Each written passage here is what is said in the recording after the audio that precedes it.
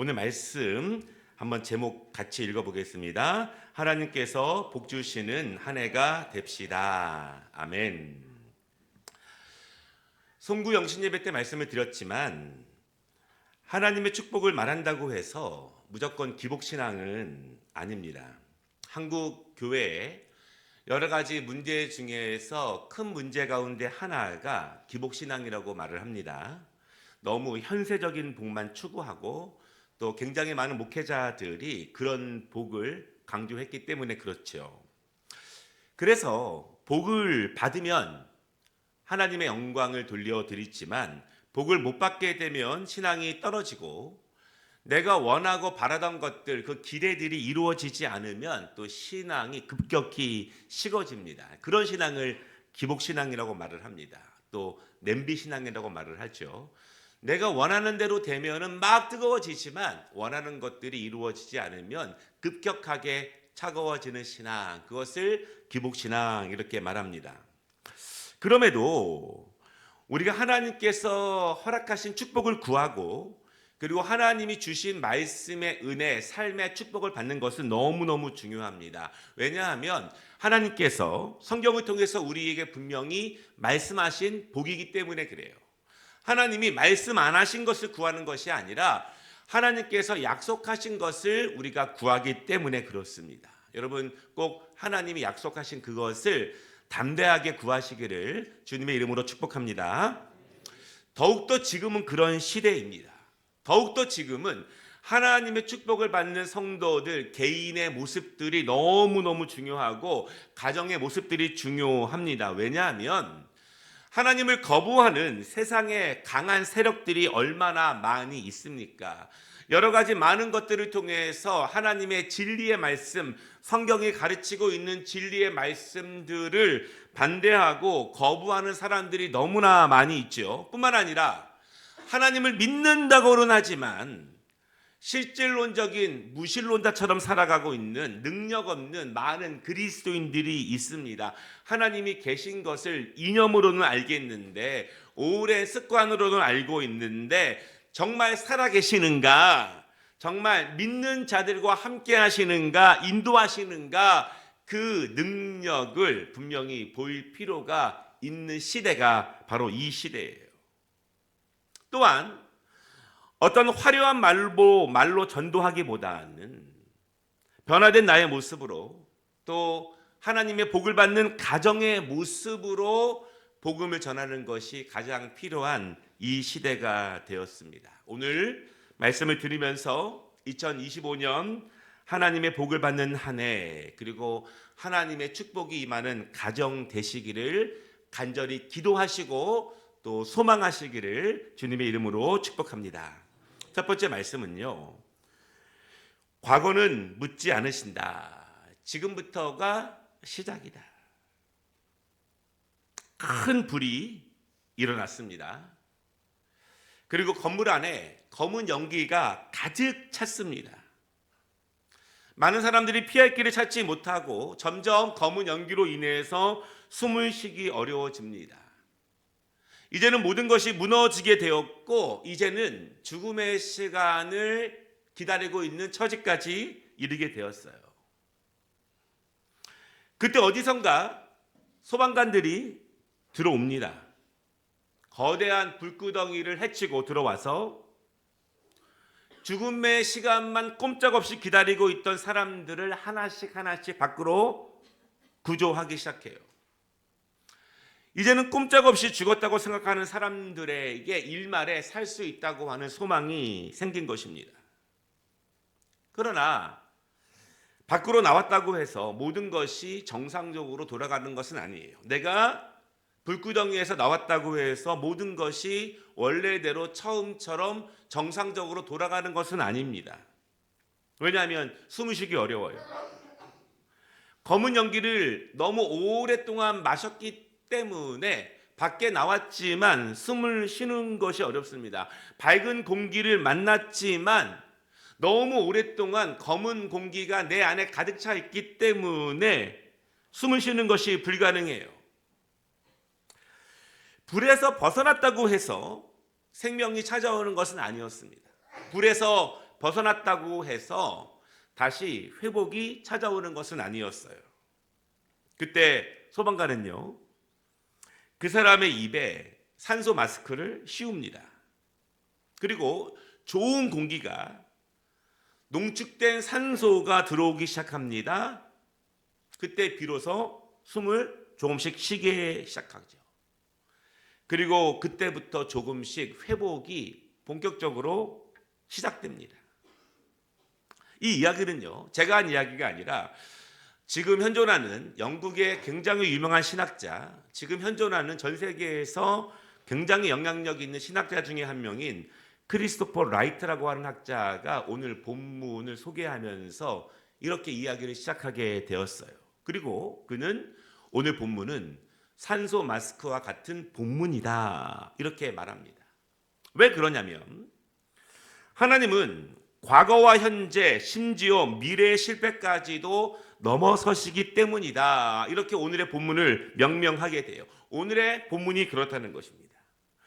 어제까지 실패를 했어도, 어제까지 검은 연기가 내 안에 가득 차 있어도, 내가 지금 실패하고 있어도, 뿐만 아니라 내가 내일, 미래에 또 실패를 한다 해도 오늘 이 본문의 말씀이 나에게 역사되면, 이 말씀이 온전히 나에게 이루어지면, 내가 오늘의 본문의 말씀을 믿고 의지하고 실행해 나아가면 죽어가는 영혼들도 살리고 단순히 불구덩이에서 건져낸 것이 아니라 그를 다시 회복시키시고 그의 영혼부터 그의 모든 삶까지 인도하는 말씀이 바로 오늘 본문의 말씀입니다. 왜냐하면 하나님은 절대로 과거를 묻지 않으시기 때문이에요. 하나님은 절대로 어제까지의 연약함, 어제까지의 실패, 어제까지의 주저함, 어제까지의 우리의 부족함을 오늘 묻지 않는다는 사실을 여러분 꼭 믿으시기를 바랍니다. 3절 말씀인데요, 우리 함께 새벽이니까 같이 읽어보겠습니다. 내 하나님 여호와께서 마음을 돌이키시고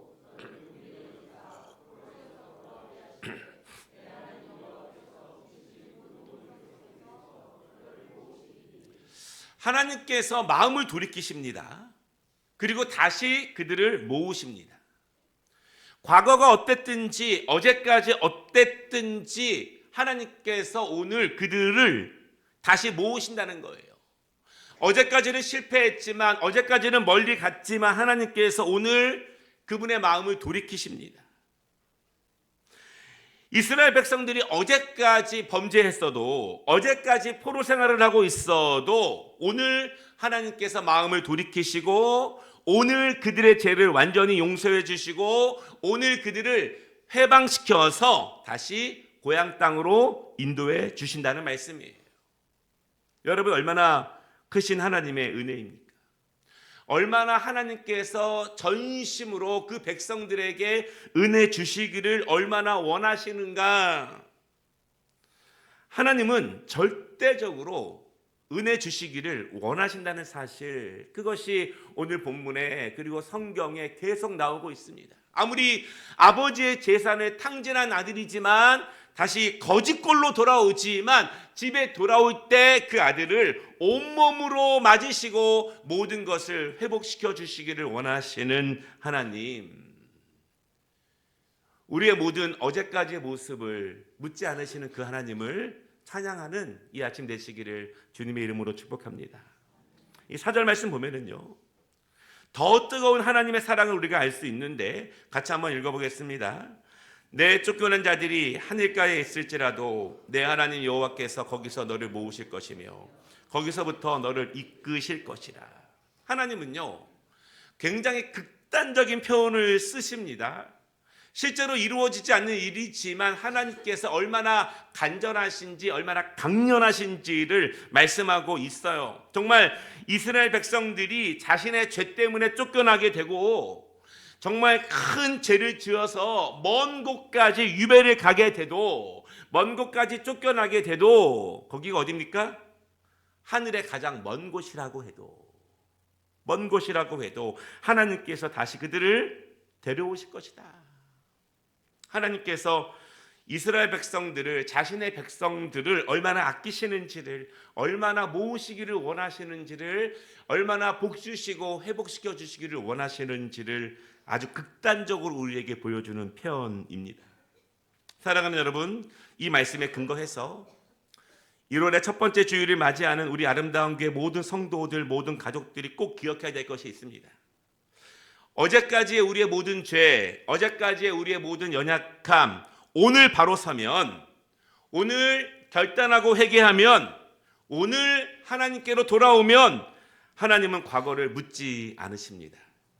그 하나님 앞에 바로 설 수 있는 2025년의 오늘 되시기를 주님의 이름으로 축복합니다. 두 번째 말씀은요, 하나님께서 복을 주십니다. 하나님께서는 과거를 묻지 않으셔요. 어제까지의 잘못을 묻지 않으십니다. 그러면 오늘부터 주시는 하나님의 복을 받기 위해서 우리는 어떻게 해야 하는가? 하나님은 뭐라고 말씀하시는가? 두 가지의 전제 조건이 있습니다. 내가 오늘부터는 분명히 다르다는 것을 새롭게 결심하고 각오한다는 것을 증명해야 합니다. 무엇입니까? 우리 2절 말씀을 같이 읽어보겠습니다. 너와 내 자손이 내 하나님 여호와께로 돌아와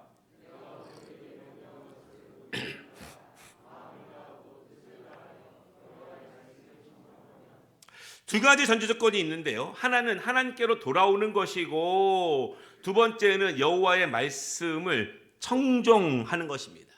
청종하는 것. 첫째, 돌아오는 것입니다. 여러분, 돌아오는 것이 무엇일까요? 영어로 turn 이렇게 사용을 합니다. 중심 이동이에요. 중심 이동. 온전성의 문제입니다. 내가 계속 돌아오고 있는가? 나는 계속 바른 방향을 향해서 돌아가고 있는가? 이것입니다. 약간의 이동이 아니에요. 조금 가다가 주저하는 것이 아니라, 내가 원하는 것이 아니라 하나님께서 원하시는 방향으로 나는 중심을 이동하고 있는가? 결국 우리의 믿음은 중심 이동이고, 우리의 신앙이 성장한다는 것은 중심 이동이고, 우리의 온전성의 문제는 중심 이동이에요. 이방에 더 이상 눈을 돌리지 않고, 이스라엘처럼 작은 민족이 주위에 얼마나 화려한 것들이 많습니까? 얼마나 좋은 것들이 많습니까? 저것을 취하면 좋아 보이고, 저것을 가면, 저 일을 하면 잘 될 것 같고, 그러나 이방에게 눈을 돌리지 않고 하나님 말씀에 중심을 두는 것입니다. 자기에게 중심을 두는 것이 아니라 하나님께 중심을 두는 거예요. 다시 말씀드리지만, 하나님께 중심을 두는 데에는 이유가 없어요. 이유가 필요하지 않습니다. 그러나 자기에게 중심을 둘 때 이유가 많아지지 않습니까? 이유가? 오늘은 이래서, 내일은 저래서, 오늘은 내가 무엇이 문제가 돼서, 내일은 저 사람이 무엇이 문제가 돼서, 하나님께 중심을 둘 때에는 이유가 사실 필요하지 않습니다.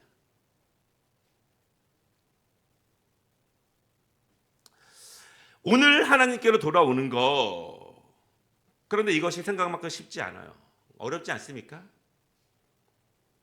2절에 보면 뭐라고 말하고 있냐면, 마음을 다하고 뜻을 다하여 돌아오라, 이렇게 말씀하고 있습니다. 마음을 다하여 뜻을 다하여. 우리가 신앙생활을 오래 하신 분들은 굉장히 많이 들었던 말씀이죠. 제가 아는 한 성도가 있는데요, 고기를 굉장히 좋아하십니다. 그런데 굉장히 건강해요. 고기를 지나치게 좋아하시는데 지나치게 건강해요. 그런데 50대 후반이 되던 어느 날 몸이 약간 피곤하여서 병원에 갔는데, 좀 큰 병원으로 가라고 합니다. 그리고 검진을 했는데요, 당뇨가 아주 심했고 고지혈증이 아주 극에 달했습니다. 그리고 의사가 하는 말씀이, 살고 싶으시면 완전히 식단을 바꾸십시오, 그렇게 말합니다. 아내가 그렇게 얘기해도 안 듣더니, 친구들이 그렇게 이야기해도 안 듣더니, 의사가 살고 싶으면 식단을 완전히 바꾸십시오, 그 말에 큰 충격을 받게 되죠. 그리고 이분이 그때부터 식단을 바꿉니다. 평소 같으면 절대로 안 먹는 것들, 싫어하는 것들을 먹기 시작하죠. 그리고 귀찮아서 죽기보다 싫어했던 운동을 하기 시작합니다. 살기 위해서는 완전히 바꾸어야 합니다. 좋아하던 모든 것들은 다 끊어버려야 하고 하기 싫어했던 것들만 골라서 다 해야 합니다. 중심이 완전히 바뀌는 것입니다. 마음을 다하는 것이고 뜻을 다하는 것입니다. 의지를 다하는 거예요. 마음만 먹는 것이 아니라 뜻을 다하여 의지를 다하여. 그렇게 1년 이상 하니 살이 조금씩 빠지기 시작했고 건강은 약간씩 호전되고 있어요. 아직 돌아오려면 몇 년 더 해야 합니다. 사랑하는 여러분, 우리가 약간 결심했다고 해서 몇 번 바꾼다고 해서 나의 영성이 완전히 회복되는 것은 아닙니다. 검은 연기로 가득 찼던 나의 온몸에 있는 검은 연기들이 내가 몇 번 바로 서고 밝은 고기 한 번 맞았다고 해서 사라지는 것이 아니에요. 그 옛 습관들과 우리의 말씀을 떠나 있는 나 중심적인 삶의 모습들이 몇 번 회개하고 몇 번 바로 선다고 해서 완전히 회복되지 않습니다. 우리는 계속해서 마음을 다하고 의지를 모으고 내 영이 살기 위해서, 내 육신이 살기 위해서 우리는 하나님께 완전히 돌아와야 함을 믿습니다. 왜냐하면 하나님이 분명히 돌아오면 복을 주신다고 말씀하고 있습니다. 여러분, 올해 잘 되기 원하지 않습니까? 우리의 인생이 잘 풀리기 원하지 않습니까? 우리의 가정, 우리의 자녀들 하나님의 복을 받기를 원하지 않습니까? 그러면 오늘 말씀하시는 것처럼 하나님께 제대로 돌아오면 하나님이 제대로 복을 주신다고 말씀하시는데 그 은혜를 꼭 경험하시기를, 증명하시기를 주님의 이름으로 축복합니다. 우리 5절 말씀을 같이 한번 읽어보겠습니다. 내게 다시 그것을 차지하게 하실 것이며 또 여호와께서 내게 선을 행하사 너를 내 조상들보다 더 번성하게 하실 것이며. 다시 한번 읽어보겠습니다. 내게 다시 그것을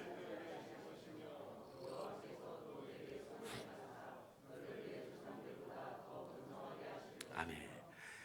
내게 다시 그것을 차지하게 하실 것이요 너에게 잃어버렸던 모든 것을 다시 회복시키실 것이고 더 번성하게 하실 것이다. 하나님께서 원래 너희들에게 주시기를 원하셨던 것들, 보시기에 좋았던 모든 것들을 하나님께서 다시 회복시켜 주신다고 분명히 말씀하고 있어요.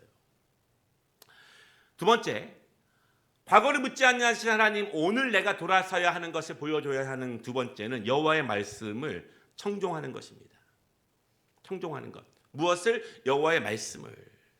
그런데 이 2절에 말씀을 청종하는 것도 뜻을 다해야 합니다. 청종은요, 영어로 obey라고 말을 하는데 순종이란 뜻이죠. 그제 어제 저랑 오랜 친분이 있는 목사님들을 통해서 저의 옛 모습들이 조금씩 드러나고 있는데 저의 신앙생활 가운데에서 두세 개 정도 가장 수치스러웠던, 망신스러웠던 순간들이 있습니다. 가장 제가 망신스러웠던 이야기는 몇 년 후에 좀 마음에 차분해지면은 드릴 수 있을 것 같고요. 그 중에 하나는 이 말씀의 청종에 대한 것이었습니다. 제가 21살 때 신학교 1학년 때 일입니다. 교회학교 제가 총무였는데요. 신학생이라고 우리 여자 전도사님께서 그때 학생들이 주일학교가 100명이 넘었는데 항상 저에게 사회를 맡기셨어요. 사회를. 그러면 제가 사회를 보죠. 찬양을 인도하고 그리고 기도를 하고 성경 공독을 하고 설교자를 소개하고 전 들어가게 됩니다. 그럼 들어가면 제가 항상 밖으로 나갔습니다. 나가서 사회를 보고 찬양을 인도했기 때문에 목이 타잖아요. 그리고 화장실을 갔다가 물을 마시고 한참 후에 돌아옵니다. 그러면 설교가 한 중반쯤 될 때죠. 그런데 그렇게 몇 번 하다 보니까 밖에 있는 집사님도 만나게 되고요.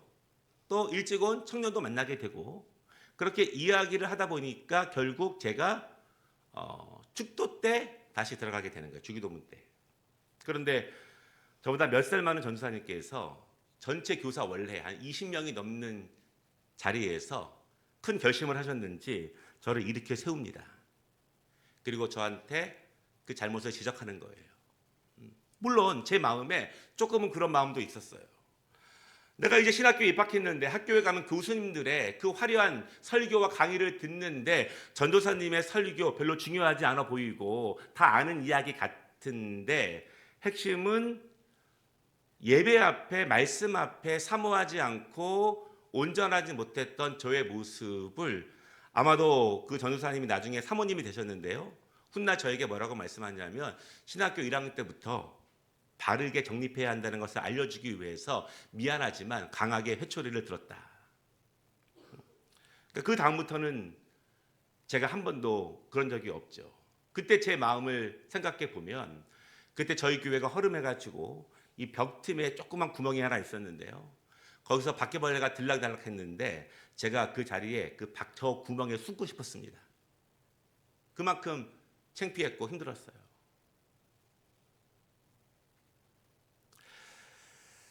여호와의 말씀을 청종하는 것은 하나님의 말씀을 대하는 하나님의 예배를 대하는 우리의 모습을 그대로 반영하게 됩니다. 말씀을 귀로만 듣는 것이 아니라 귀로 들은 것을 마음에 새기고 삶으로 순종하는 것이죠. 그것이 청종입니다. 그 말씀을 사모하는 만큼, 말씀을 아는 만큼 사실은 더 사랑할 수 있어요. 왜냐하면 알면 알수록 이것이 얼마나 더 귀한지를 알게 되고 예배를 드리면 드릴수록 이 예배가 얼마나 복되다는 것을 알기 때문에 하나님이 어떤 은혜를 주신다는 것을 알기 때문에 찬양을 하면 할수록 봉사를 하면 할수록 기도를 하면 할수록 그것이 얼마나 더 깊은 은혜가 있는지를 더 크게 경험할 수가 있습니다. 여호와의 말씀을 청종하는 은혜, 이러한 삶의 습관.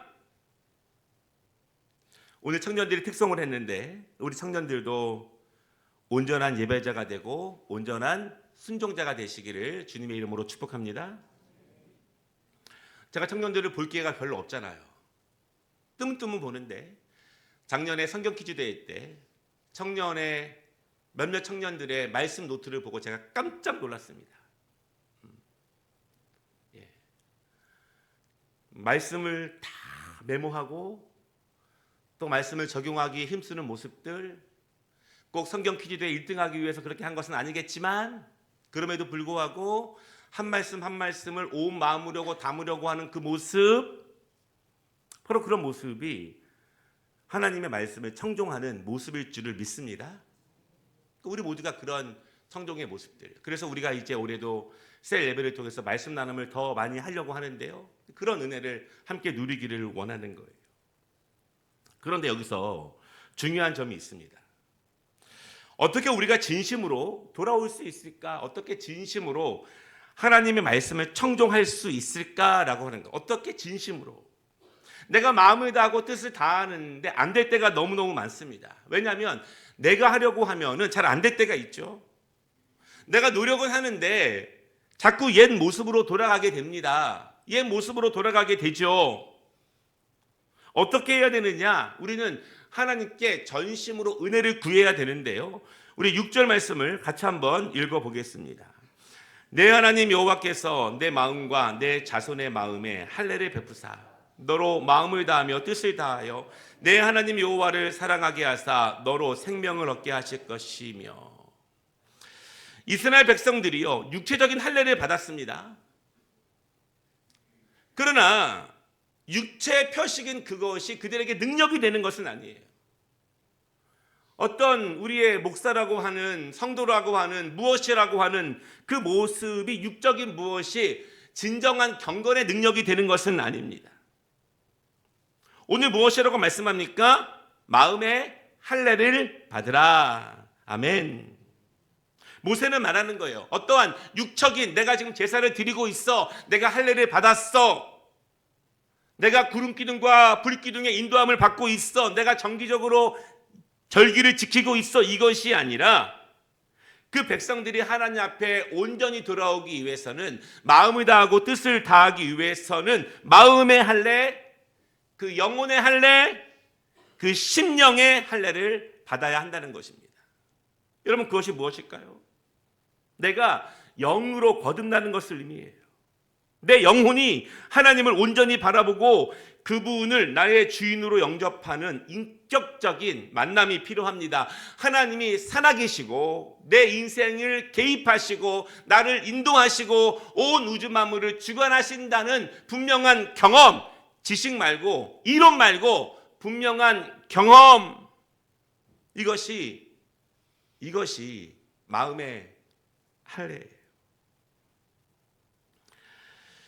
그리스도를 주인으로 모시는 진정한 거듭남이 없으면, 그 영혼의 온전함이 없으면, 마음의 할례가 없으면 잠시는 돌아오는 것처럼 보이지만, 잠시는 회개한 것처럼 보이지만 다시 옛 모습으로 돌아가게 됩니다. 이스라엘 백성들이 그러지 않았습니까? 말씀을 마치겠습니다. 하나님께서는 분명히 그 백성들에게 축복을 주신다고 합니다. 믿으시기 바랍니다. 하나님께서 주신다고 약속하신 것을 사모하는 것은 기복신앙이 아니에요. 2025년 여호와께 중심을 돌리고 여호와께로 돌아오고 그분의 말씀에 청종하시기를 바랍니다. 그때 예배하신 약속을, 그 복을 우리 모든 성도들이 꼭 받으시기를, 정말 올 12월에 우리의 감사의 제목이 넘치시기를 주님의 이름으로 축복합니다. 우리 자막을 보시면서 10절 말씀 함께 우리 마지막으로 읽도록 하겠습니다. 내가 내 하나님 여호와의 말씀을 청종하여 이 율법에 기록된 그의 명령과 규례를 지키고 내 하나님께로 돌아오면 내 하나님 여호와께서 내 손으로 하는 모든 일과 내 몸의 소생과 내 가축의 새끼와 내 토지 소산을 많게 하시고 내게 복을 주시되 곧 여호와께서 내 조상들을 기뻐하신 것과 같이 너를 다시 기뻐하사 내게 복을 주시리라. 아멘. 우리 함께 찬양 드리겠습니다.